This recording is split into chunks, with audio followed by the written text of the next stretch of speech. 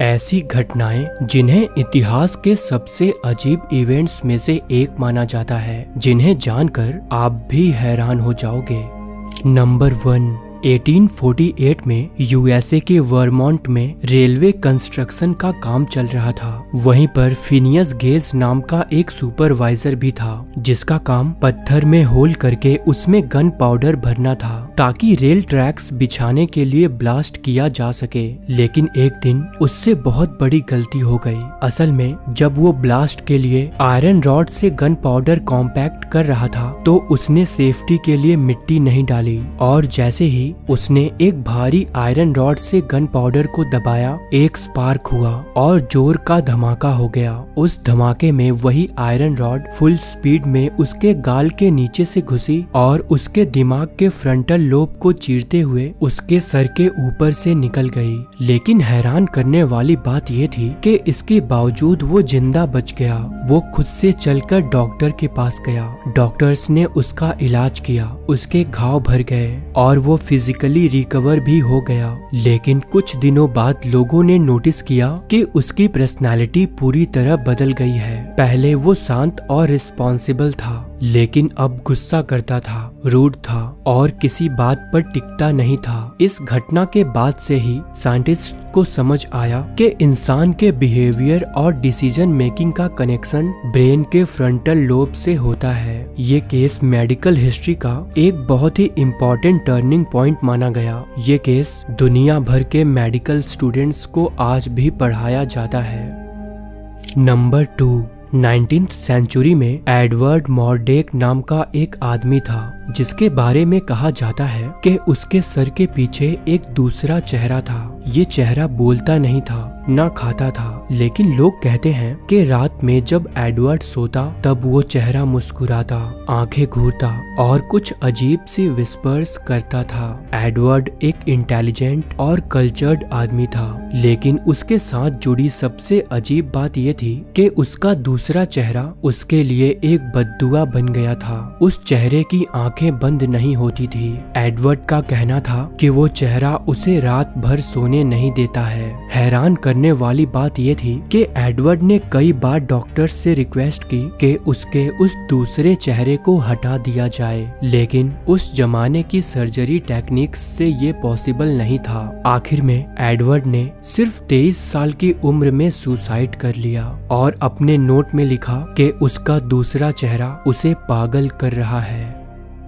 Number 3, 1952 में United state के Massachusetts के कोस्ट पर एक ऐसी घटना हुई जिसने समुद्री इतिहास में अपना नाम हमेशा के लिए दर्ज कर लिया। असल में 8 फरवरी 1952 को एक खतरनाक नॉर्थ ईस्टर स्टॉर्म ने न्यू इंग्लैंड कोस्ट को हिट किया। इस तूफान में 70 फीट तक की लहरों और फ्रीजिंग टेम्परेचर के बीच एक ऑयल टैंकर शिप जिसका नाम एसएस पेंडल्टन था, वो 2 टुकड़ों में टूट गया। शिप लिटरली आधा हो गया। उसके इंजन सेक्शन की तरफ 33 लोग फंस गए थे, लेकिन प्रॉब्लम ये थी कि रेडियो सिर्फ शिप के सामने वाले हिस्से में था, जो ऑलरेडी डूब चुका था। इसीलिए किसी को ये पता नहीं था कि पीछे वाले हिस्से में कोई जिंदा है भी या नहीं। इसके बावजूद कोस्ट गार्ड्स ने एक टीम बनाई जिसमें 4 लोग थे। उनका लीडर बर्नी वेबर था। उन्होंने एक छोटी सी लाइफ बोट ली जिसका नाम CG-36-500 था। इस छोटी सी बोट को लेकर वो 70 फुट ऊंची लहरों और तूफानी हवाओं में निकल पड़े एसएस पेंडल्टन का ब्रोकन पार्ट ढूंढने। उनके पास न रडार, न जीपीएस और न ही प्रॉपर नेविगेशन था। लेकिन हैरान करने वाली बात यह है कि 70 फीट ऊंची उठ रही लहरों और ऑलमोस्ट जीरो विजिबिलिटी के बावजूद उन्होंने एसएस पेंडल्टन का ब्रोकन पार्ट लोकेट कर लिया। इससे भी ज्यादा हैरानी की बात ये थी कि उन्होंने उस छोटी सी बोट में 32 लोगों को रेस्क्यू कर लिया, जबकि बोट सिर्फ 12 लोगों के लिए बनी थी।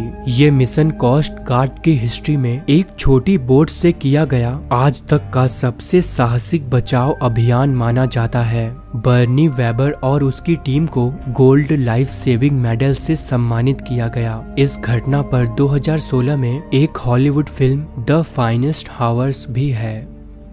नंबर 4, 1960s में इंडिया के वेस्ट बंगाल में एक नया रेलवे स्टेशन बनाया गया जिसे बेगुन कोडोर रेलवे स्टेशन कहा जाता है। लेकिन कुछ ही टाइम बाद लोगों ने कहना शुरू कर दिया कि उन्होंने स्टेशन के आसपास एक औरत को देखा है जो व्हाइट साड़ी में होती है और रात के समय प्लेटफॉर्म पर घूमती है। ये अफवाहें और भी ज्यादा तब बढ़ गई जब एक रेलवे एम्प्लॉय और उसकी फैमिली की मौत हो गई जो उस भूतिया फिगर को देखने के बाद हुई थी। हैरान करने वाली बात यह थी कि इन घटनाओं के वजह से लोगों ने धीरे धीरे इस स्टेशन का यूज करना ही बंद कर दिया। वहाँ ट्रेन भी नहीं रुकती थी, इसीलिए 1967 के बाद इस स्टेशन को ऑफिशियली बंद कर दिया गया। बेगुन कोडोर स्टेशन ऐसे ही बंद पड़ा रहा। लगभग 42 साल तक ये स्टेशन बंद रहा। फिर 2009 में इंडियन रेलवेज ने इसे फिर से खोला। लोकल्स ने इसका विरोध नहीं किया, लेकिन आज भी रात के वक्त उस स्टेशन के पास ज्यादा लोग नहीं जाते।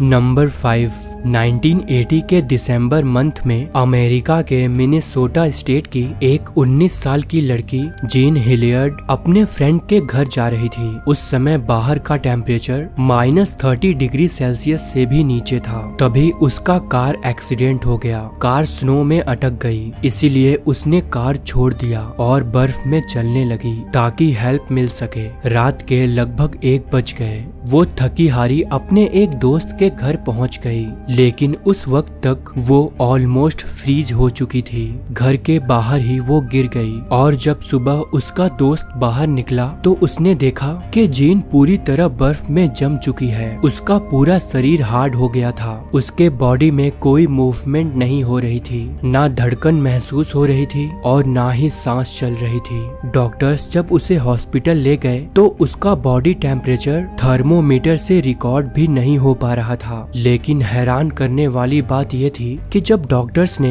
धीरे धीरे उसका शरीर वार्म करना शुरू किया तो उसकी धड़कन वापस आ गई और फिर कुछ समय बाद वो होश में आ गई। उसे ना कोई ब्रेन डैमेज हुआ, ना कोई परमानेंट इंजरी। सिर्फ कुछ टाइम के लिए उसके फिंगर्स में थोड़ा नंबनेस था। डॉक्टर्स ने कहा उसका ब्रेन कम्प्लीटली डेड नहीं हुआ था। हाइपोथर्मिया की वजह से उसका मेटाबॉलिज्म इतना स्लो हो गया था कि उसके वाइटल ऑर्गन्स पॉज मोड में चले गए थे, जो लिटरली एक मेडिकल मिरेकल था। नंबर 6, 24 मई 1987 को सैन फ्रांसिस्को के गोल्डन गेट ब्रिज ने अपने 50 साल कंप्लीट किए। इस सेलिब्रेशन के लिए एक स्पेशल ब्रिज वॉक ऑर्गेनाइज किया गया जिसमें लोगों को ब्रिज पर चलने का मौका दिया गया। ऑर्गेनाइजर्स ने सोचा कि शायद 50,000 से 80,000 लोग आएंगे, लेकिन वहाँ लगभग 8 लाख लोग आ गए। हैरान करने वाली बात ये थी कि सिर्फ कुछ ही घंटों में 3 लाख से ज्यादा लोग ब्रिज के ऊपर आ गए, जिससे ब्रिज का आर्क जो नॉर्मली थोड़ा ऊपर उठा होता है वो लोगों के वजन के कारण 7 फीट तक नीचे झुक गया। लोग इतने घबरा गए कि उन्होंने ब्रिज के रेलिंग्स के बाहर जाना शुरू कर दिया। कुछ लोगों ने बताया कि जब भीड़ चलती तो ब्रिज लिटरली हिचकोले खाता हुआ फील होता। ये सब इतना आउट ऑफ कंट्रोल हो गया कि पुलिस और वॉलंटियर्स भी भीड़ को संभाल नहीं पाए। हालांकि सबसे अच्छी बात ये रही कि इस भयंकर भीड़ के बावजूद किसी की जान नहीं गई और ब्रिज डैमेज नहीं हुआ। नंबर 7, अक्टूबर 1998 में कॉन्गो, जो उस वक्त डेमोक्रेटिक रिपब्लिक ऑफ कॉन्गो था, वहां के कसाई रीजन में 2 राइवल विलेज टीम के बीच एक लोकल फुटबॉल मैच चल रहा था, जिसमें एक होम टीम थी और एक visiting team. Match fully tie था, दोनों टीम एक एक गोल पर थी। तभी अचानक आसमान में बिजली चमकी और एक तेज लाइटनिंग स्ट्राइक सीधा फील्ड पर आ गिरी, जिससे होम टीम के 11 प्लेयर्स की ऑन द स्पॉट मौत हो गई। यानी एक ही पल में पूरी एक टीम खत्म हो गई, जैसे किसी ने उन्हें टारगेट किया हो। वहीं विजिटिंग टीम का एक भी प्लेयर इंजर्ड नहीं हुआ। ये घटना इतनी स्ट्रेंज थी कि लोगों ने इसे नेचुरल डिजास्टर नहीं बल्कि काला जादू का नतीजा माना। असल में कांगो और कुछ अफ्रीकन देशों में जादू और तांत्रिक क्रियाएं उनके कल्चर में डीपली रूटेड हैं। इसी वजह से इस घटना ने उन बिलीफ्स को और भी मजबूत कर दिया। दोस्तों, इनमें से कौन सी घटना आपको सबसे ज्यादा शॉकिंग लगी, कमेंट में मेंशन जरूर करें। साथ ही वीडियो को लाइक और शेयर करना ना भूलें। मिलते हैं नेक्स्ट वीडियो में। धन्यवाद।